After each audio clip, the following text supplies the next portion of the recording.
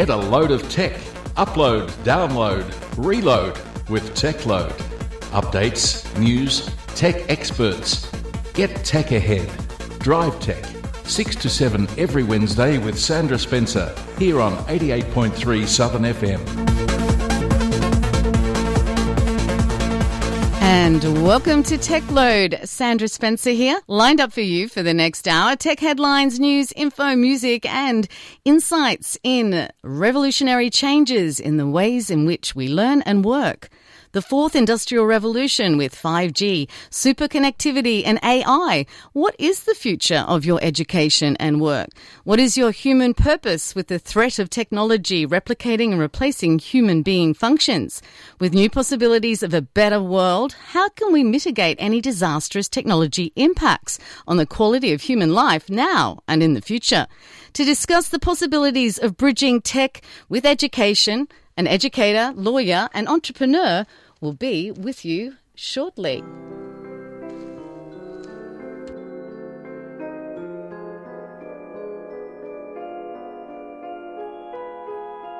Once I hoped to seek the new and unknown. This planet's overrun. There's nothing left for you or for me. Don't give in. We can walk through the fields and feeling nature's glow, but all the land is owned. There's none left for you or for me. Who will win? 'Cause I could see.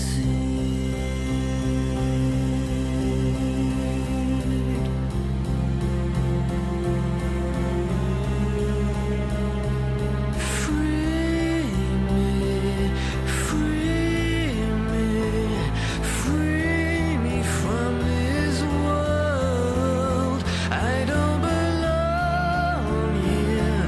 It was a mistaken prison in my soul. Can you free me from this world?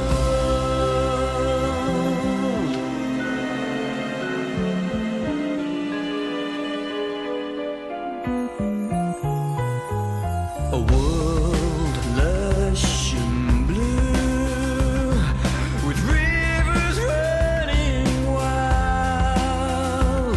They'll be rerouted south, with none left for you or for me. Don't give in and hear the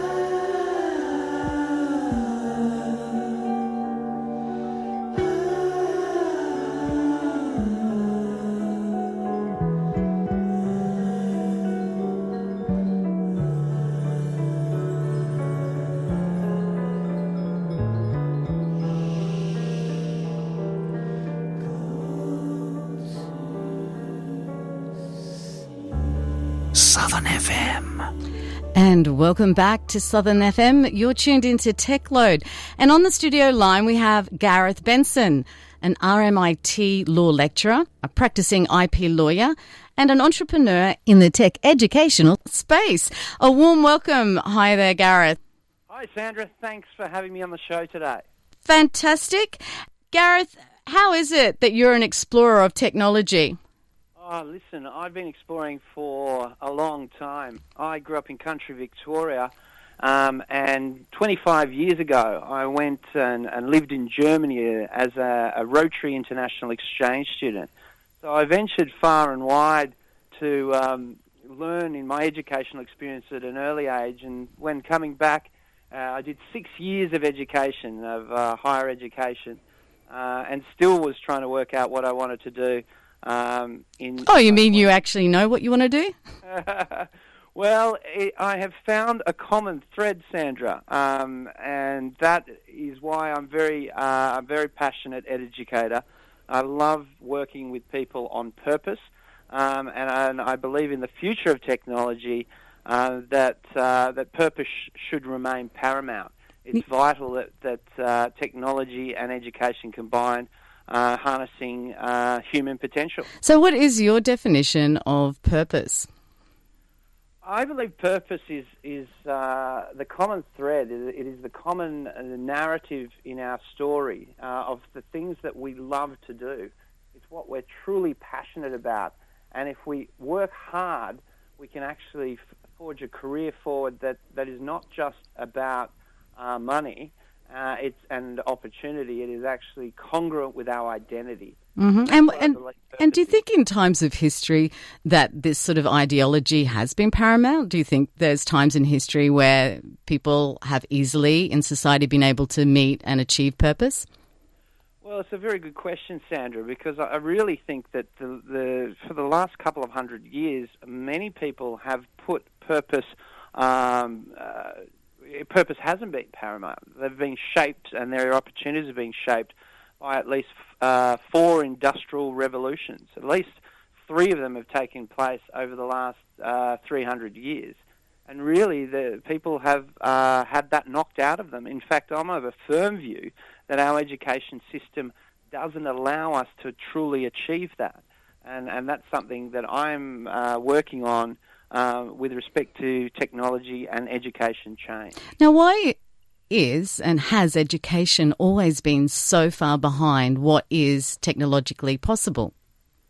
Yeah, well, I think a lot of this began actually with the second industrial revolution. The first industrial revolution was when we tore up the roots of our agricultural societies and sowed the seeds of fishing, forestry and farming. And it was during the later part of the 1800s that we saw then people move to the cities to join factories and the production line. And this is where our education system was really born. It was from a Prussian system which really saw that the needs of industry, education be shaped around them. Now, most of us growing up here in Australia, and indeed in other parts of the world, would be used to the bells of classrooms chiming and then moving to one classroom to another to learn another skill. And now, about 300 years ago, that was because they were actually preparing people for work. And the simple fact is that our education system has not really updated itself since. And that has been seldom around purpose. It's been more around the needs of industry or the needs of work. So in a COVID-19 world that we're currently living in, what changes have you seen in education and the workplace taking force? Well, this is the thing, Sandra. In the last 12 weeks alone, we've seen a remarkable shift to the structures which have shaped our work and education lives. All of a sudden, overnight, our lounge rooms have become classrooms. Our kitchen tables have become workbenches. And we've been using technology to actually live semi-positive lives. And this has shaken up not only work, I mean, we've seen changes to the industrial awards take place overnight just last month in over 100 different industries. But also with respect to education, all of a sudden the world is the classroom, and children have now had to acclimatise themselves to a new way of learning. Do you see any advantages so far in this new way of learning? Like, why change it? Is it that interesting to have your lounge or your bedroom as your workplace or your classroom? Like, have you seen any advantages to date? I think, look, no doubt it's putting stress on families and individual students. I mean, I've been a lecturer of international students, and I know a number of my students are currently challenged because all of a sudden they have no classroom to go to, and they're relying on semi-reliable internet connections and hours of lectures broadcast from universities and RTOs to their bedrooms.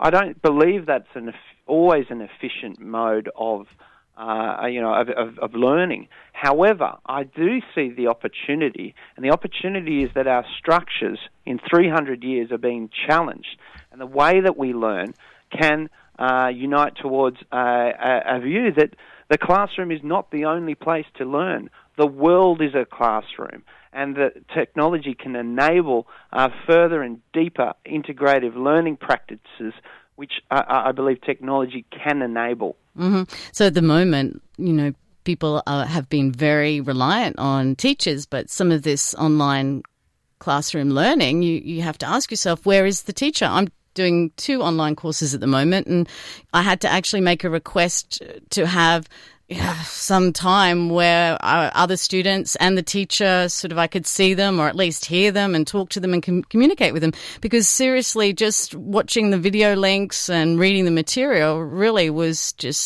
it was boring, and actually I wasn't learning very much.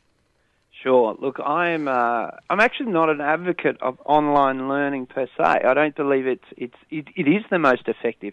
However, I think blended learning can be an effective way to learn. I'll give you one example, for example. I mean, I did an undergraduate law degree at Monash University and an arts degree at Melbourne University, a postgrad at the University of New South Wales. On all that, over a 10-year period, I really saw changes in education start to take place. But with my teaching qualification, I did it 1 week. I did it in a classroom, and then I did another week of the 2-week in an online environment. It took me 3 times the time. I totally empathise with you and any students that may be listening in the difficulties in doing pure online. And I think that it really needs to be engaging, and the opportunity is that the technology is now beyond Zoom and beyond Google Classroom, which are new platforms, relatively new platforms for engaging in teaching. I actually believe that the progress in technology towards augmented reality and virtual reality will change the classroom again.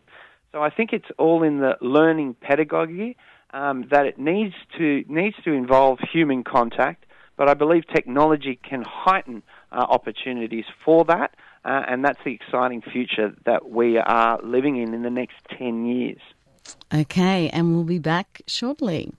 Are you getting the IT support your business deserves and needs? Intutech is proud to provide fast, friendly support to businesses in the Bayside area and beyond. With computer sales, email, internet, virus protection, backup solutions and more, Intutech is your one-stop IT shop. Mention this announcement for a free, no-obligation health check of your business, valued at over $300. Call Intutech now on 1300 765 911. SouthernFM sponsor. Have you got a classic, vintage or veteran car that needs recommissioning or restoring? Not sure what's the best way to go about it? Need advice on restoration, preservation, curation or project management? Then contact Paul at Classic Cars with Character on 0412 534 131. That's Classic Cars with Character, 0412 534 131 for your specific project assessment and friendly assistance. SouthernFM sponsor. Are illegal drugs being produced in your neighbourhood? Cold and flu treatments can be altered chemically to make amphetamines, with higher risk of explosion and fire, endangering all neighbours.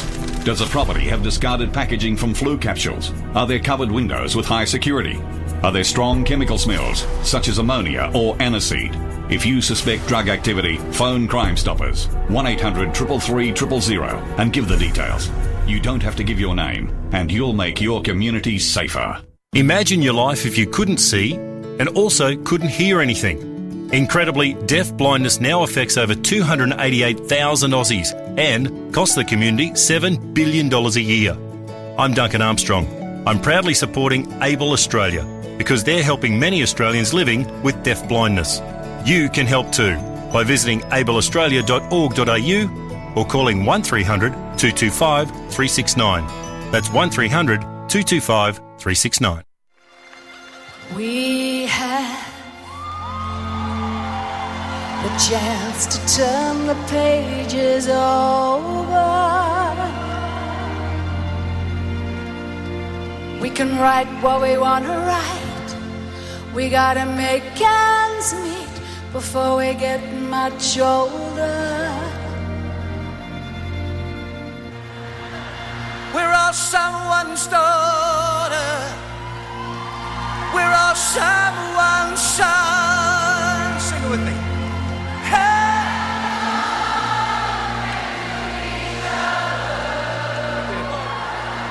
Down the barrel of a gun.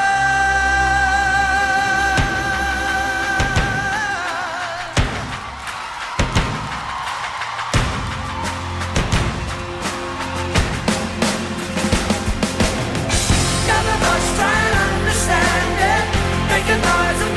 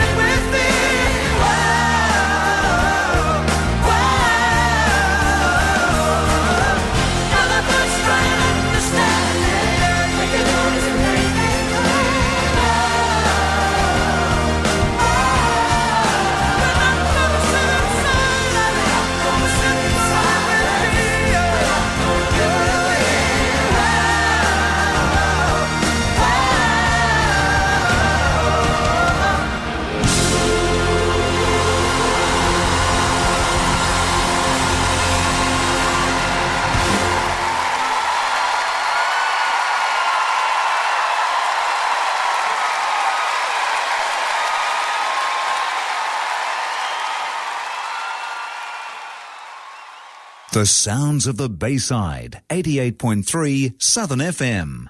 Yep, you're here with Tech Load, and we're with Gareth Benson. He's on the line, and we're looking at work and education with purpose and finding that purpose. So, Gareth, in this COVID-19 world, what will be beyond Zoom?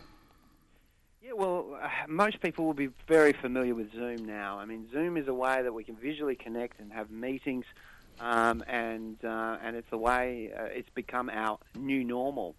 But if we fast forward just in 3 years, the world's going to look very different again. Even pre-COVID-19, the simple fact is that there are 3 billion smartphone users in the world, and 5G is a huge game changer. Those networks are currently available. Your broadband is probably streaming on it. You may even be listening online through the benefits of 5G. But the big change, and the big change that makes this a game changer, is that the technology and the platforms and content that can be broadcasted through 5G have the opportunity to fundamentally disrupt several industries. Now, Sandra, both you and I... Several? I thought it was going to be absolutely every industry. Well, look, both you and I have a background in broadcast media. I, 10 years or 11 years ago, used to work at SBS Television, and you've worked in radio and other broadcast industries, and we saw that. They were one of the first industries to change. And I remember sitting there in Artarmon, Sydney, and having achieved my dream job, and practically within 6 months, it all looked like it was going to change, and it did. And that was the arrival of digital. Broadcast executives at that time didn't know how to actually approach it. 50 years of television was all of a sudden changed, within a matter of a couple of years. Now, the simple fact is that we can expect this to happen now across other industries, and those industries include education and work. That's right. Yeah. And as the workplace and employment and job possibilities, I think it was in the World Economic Forum, they gave millions of jobs, a number that millions of jobs would disappear. But then again, if you read further, it also said millions of jobs would be created. So how do we prepare people, to have the skills for the new world with new possibilities of new employment? It's a great question, and that's why I believe purpose is paramount. I believe the fourth industrial revolution and the incredible uptake of new technologies is an opportunity to rescue purpose in 3 centuries of education and 3 centuries of work where people have been working and working for solely an opportunity to find gold. And I believe that purpose begins in education, and it can be harnessed utilizing technology, but more importantly, it's about finding a job. The Foundation of Young Australians has some of the most formative research in this area, Sandra. They have predicted that the 18 to 24-year-olds who are currently studying will have 17 jobs over 5 different careers. Oh, wow. That's so many numbers and so many jobs and so many skills are demanded. Correct. And what that actually looks like is that you will be changing jobs. The current 18 to 26-year-olds within 10 years will be having a new job every 2.5 years because the previous technology or the previous opportunities will then be obsolete. And it calls on an incredible new skill set to be taught in our education institutions in order to prepare the youth for their future world of work. That's right. Isn't there a danger, though, that people in general may be becoming more sort of robotic or more sort of computerized? So how is it that, our humanity can give us a purpose that can actually give us a way forward if, in fact, some of the technology that we're using in the process is actually creating more automation with the human being?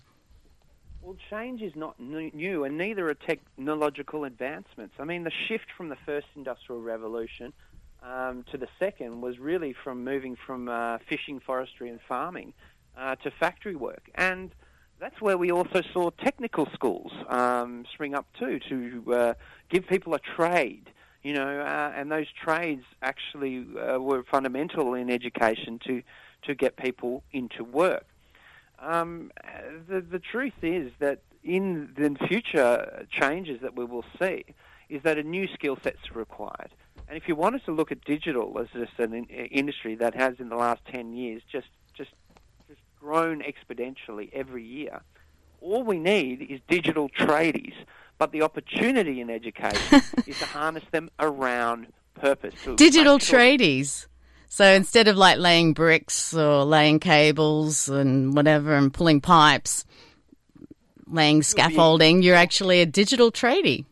That's it. You just, in fact, one of our initiatives, actually, for the last 18 months, we've been at the Brunswick Technical School, which for the last 20 years has reinvented itself as a business incubator. But our vision is actually to teach the current youth, 18 to 26-year-olds, a digital trade. Because quite simply, we know that there will be exponential number of jobs in them. And the 5 industries of industry growth that are outnumbering several other more technical trades are digital media, social media marketing, which I've taught for over 18 months as a vocational lecturer. And, digital marketing is just one way that a person tomorrow who has grown up with the skills and has grown up with a smartphone can prepare themselves for business. But not just in digital, we are also looking at cybersecurity. There is a skill shortage, given that the incredible need that we need to secure our privacy and organizations need to secure their digital assets. We need really the equivalent of cybersecurity is a highly skilled security guard. And in fact, we can teach that. We have a capacity with the right people to actually teach that as well. Looking further than that, we're looking at VR and AR, which is virtual reality and augmented reality, and we've got a very exciting business that I'm working with on the moment in the area of augmented reality, which is going to be, again, a huge area of jobs and growth. Internet of Things, also here now. Yeah. So there's lots of different areas that you can see that could be a lot more employment and a lot more new jobs created, like now and in the future. So it's the company Pictorial is what you've been working on for this AR and VR. And how do you think that's going to help shape and reshape education? Okay, well, look, the thing about Pictorial is that it's actually an established Norwegian company, and they've been working in the area of building a platform for aggregated location-based content. What that basically means is it's an internet for the future of augmented reality.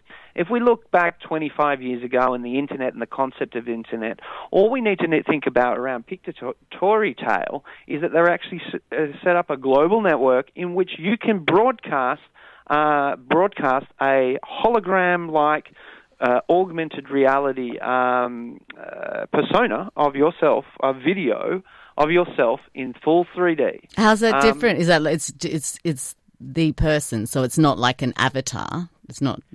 Well, there's the ability to create an avatar, which could be animated, but much like, say, with YouTube, it's about broadcasting yourself just in an AR environment, but it's specific to a geographic location. So, for example, here at 420 Victoria Street in Brunswick, we have an old technical school. The Brunswick was once Brunswick Tech. The fact is, we can actually fill 10 classrooms full of people, and we can actually place on the Internet of VR things the teacher. And so what that means is that location will be in the real world, but the AR will be broadcast, and you'll be able to see it through either Google Glasses or through your smartphone, through an app. So the best way to describe this is, you probably recall the smash hit game success of Pokemon Go. Mm-hmm. Yeah, this was a game that sprung up overnight and really tested the capability of where AR could take us. And kids had a remarkable uptake of that. They were chasing pretty much a Pac-Man around the city. So the reality is now, using the same or similar technology, we can actually now create full pieces of content at location-specific basis, but we can use them more than just for entertainment. We can use them for education and personal development. So, what are any disadvantages or disastrous impacts that unleashing, say, an AR platform could have? How do you control the use of that so that it is for the benefit of human purpose? Well, look, it's another very good question too. It's much like the internet and how that's evolved. I mean, how can we say the internet has had all positive effects? Certainly it's enabled, many things in our world. I mean, we have entire businesses and industries that have been based around the internet. And the similar challenges, quite frankly, will exist in the AR world. But that's why I believe purpose is paramount, and this would go for any business of any age. Simon Sinek, who has the third most popular TEDx talk, has had a talk called Start With Why. And really his purpose is about ensuring that people get up every day and love going to do what they love doing. And it all begins with starting with why. And in a similar way, Sandra, we need to start with why. How do we intend to use this technology? And purely from the purpose of an educator, I see that there are incredible benefits, particularly now in a COVID world where we've got this tyranny of distance between us. We're so close but so far apart. But technology can step in and allow us still to have a human connection and connect and educate towards a future that is coming whether we like it or not. That's right. And from your legal background and your knowledge of the way systems and policies and governments and organisations work, how can, if we have purpose, how can we work out regulatory controls and legislation and policies to help harness technology, say with an AR platform, for our betterment?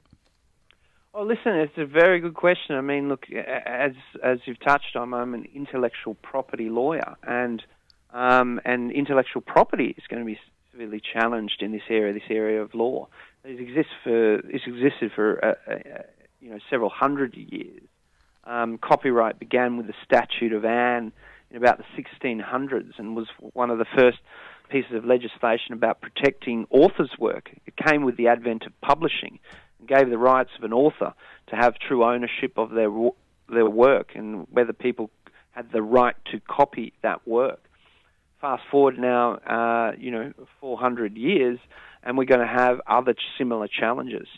And unfortunately, no one is going to be removed.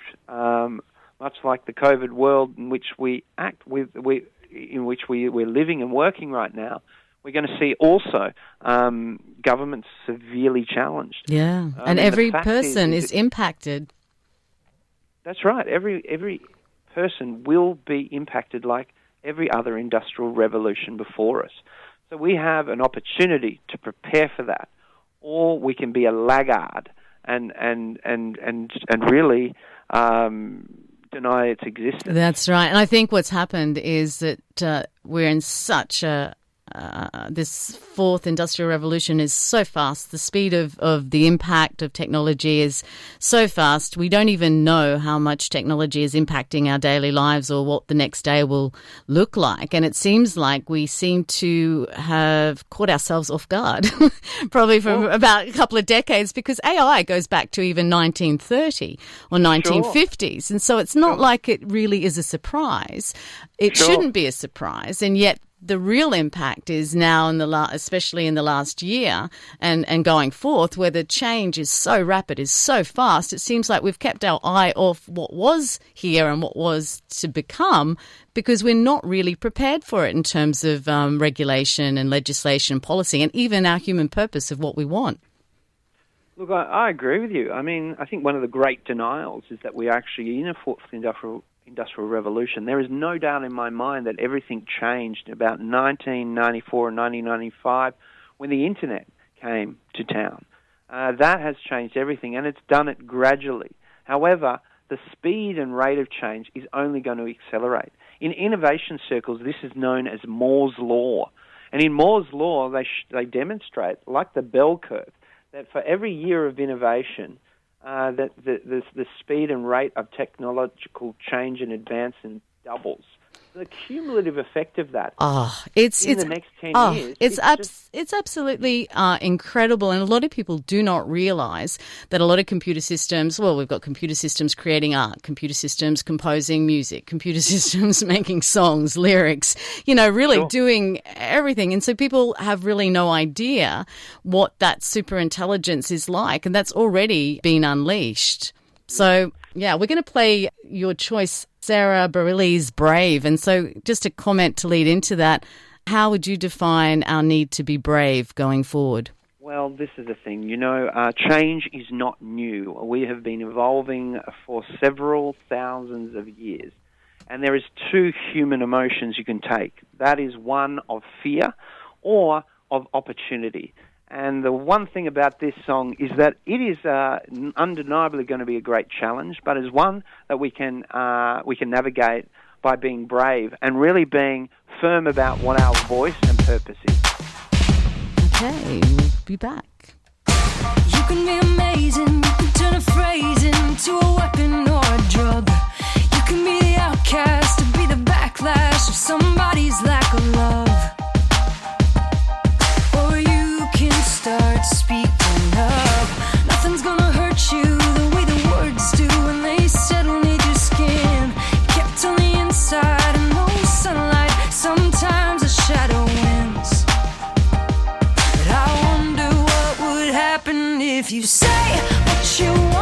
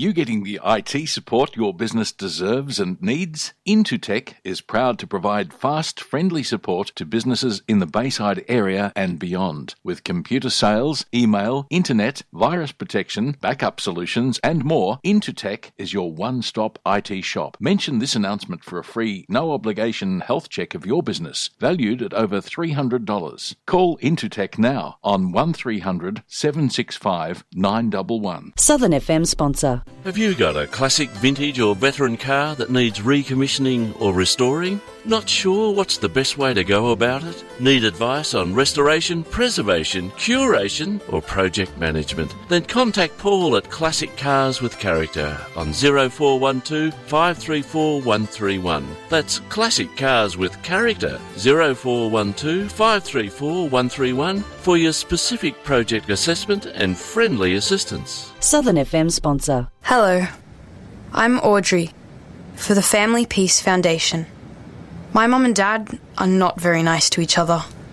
It makes us so sad and miserable when they argue all the time. If only they could be more kind and gentle to each other, our home would be great.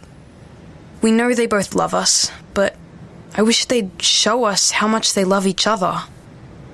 Family Peace. Do it for your kids.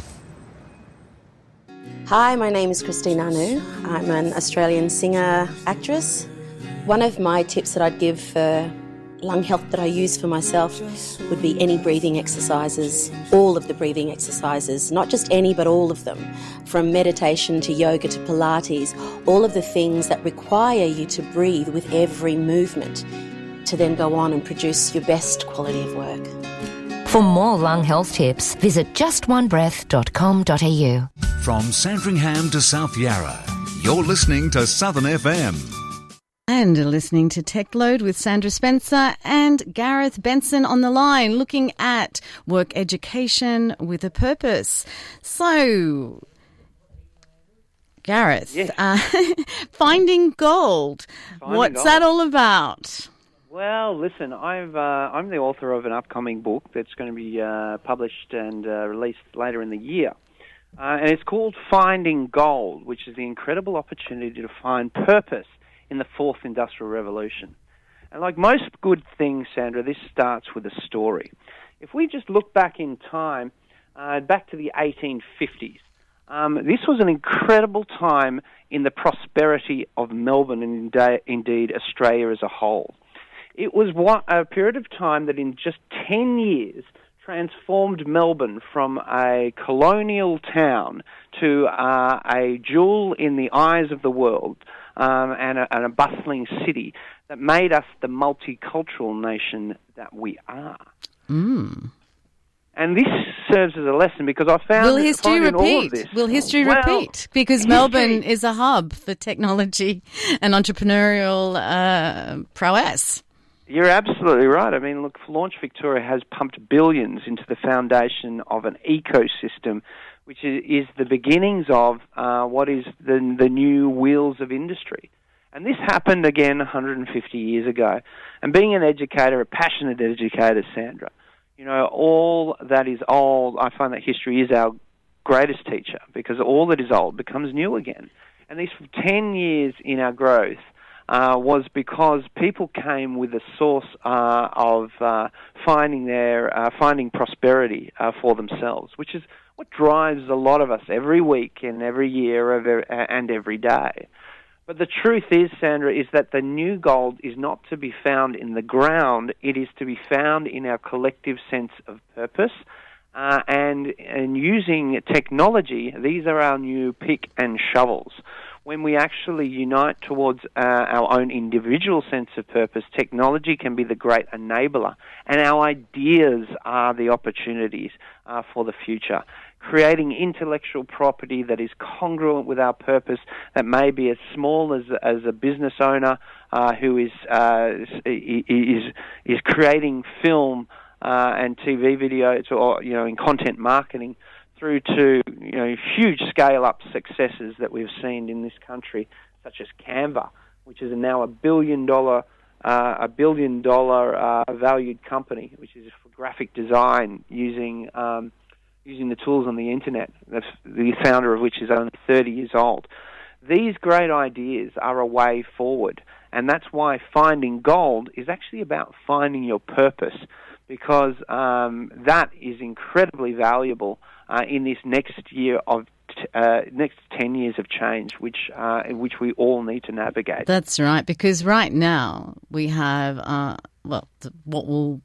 I think we have artificial intelligence starting to create artificial intelligence. You have artificial intelligence being able to create and produce things that, maybe not as much now, but it'll be happening very soon. We'll be creating things that we never even imagined. So in terms of artificial general intelligence and, say, artificial superintelligence, how can we create a purpose in time to be able to at least control that greater purpose of, I suppose, like global intelligence? Well, I think I'd like to just differentiate between two things. Artificial intelligence is not consciousness. The only thing that the human beings will always have that can do better than any machine will be that they have a consciousness, and we can tap into that consciousness at any given moment. And not to make this this conversation too much down the line, but artificial intelligence is just a tool. It is a pick and a shovel. And the future of work and the future of education is actually human. Deloitte has delivered some incredible research, and one of probably the best, foremost corporate companies that is being built around purpose. And what their research, and indeed how they treat their employees and how they educate those around them, is actually showing them that actually the future of work and education is human. It's a great opportunity for us to be more human than ever before and use these tools of the trade to actually create a beneficial world that is that can allow us all to live on with more meaning in our lives. Yeah, absolutely. And that's why... And that's the goal. Yeah, and conversation and dialogue. This is what we really need to you can't put your blinkers on, you can't pretend it's not happening, because that won't do any benefit for society moving forward. We actually have to think about these things now. We have to enter into a lot of discourse. That's right. I mean, Yuval Noah Harari, who is the author of the best-selling book Sapiens, and also his number one bestseller called 21 Lessons for the 21st Century, actually just suggests we just need resilience. We're living in a world that we will see a remarkable amount of change. There's no doubt about that. But the future of work belongs to the future of education. We all have to commit to the process of lifelong learning. And that begins on a daily basis. It can begin on an hourly basis. But the reality is the goalposts have changed. And as Charles Darwin once said, it is not the fittest, the strongest that survive. It is the species that is most adaptable to change. Mm-hmm. And that is your opportunity. That is the individual choice that everyone has to make in this next 10 years. You either stay with the old or you reinvent yourself in the new. And we all are touched by that challenge in this next 10 years. Yeah. So what excites you the most about what's ahead? Well, Australia is an incredibly pioneering nation. Our relatives, only 2 generations before us, risked great things to come here, to build a life for themselves. We have been the curse of too many luxuries, too many choices, but we still have our identity. There is one thing that cannot be killed, and that is one's own identity, and that's the identity of an entire culture as well. And when we strip back all the technology and all the changes, at the end of the day, identity is all that we have, and it is the best source of opportunity in this next 10 years. When you are fully congruent with your identity, when you are operating with integrity to what you're doing and the impact you want to make with the world, you will create opportunities. And that is an incredible positive outlook for the changes that will be forced upon all of us. So I'm very optimistic, as you can tell. Yeah, totally. I'm not suggesting there's not challenges, but you like I said before, Sandra, history is the greatest teacher, and we have overcome more just to be living in this great country.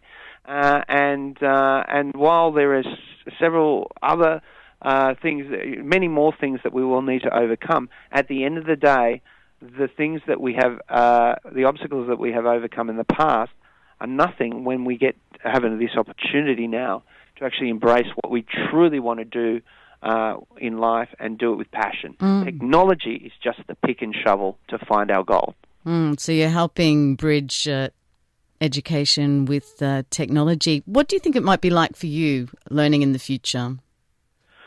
Well, I think, technology is the bridge between education and work, and we have to just recognise them as tools of the trade. And, the simple fact of the matter is that if we start with purpose, we start with our why, we can actually make choices that are fulfilling for us. And at the end of the day, that's what this is all about.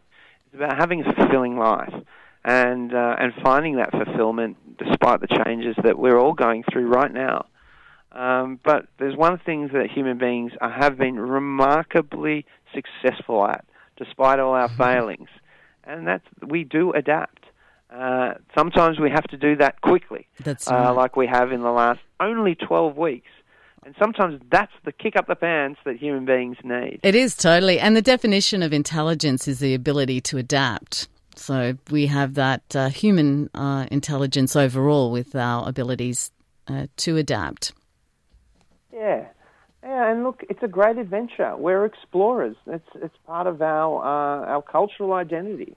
When you actually embrace this as a great adventure, it removes the fear. I mean, nobody goes out on an adventure knowing that everything will go right. It's like the great travel stories that you might share. It's actually the things that go wrong. So how important is failure, and what things can we afford to fail with going forward with technology and education? Well, failure is the best education. I mean, I relate this back to the very start. I mean, despite my high schooling, I mean, one of the best education experiences I ever had was being a Rotary International Exchange student, where I, at the age of 19, had to start like a child again, just in order to speak, to express myself and learn German, and not that it's any part of my heritage.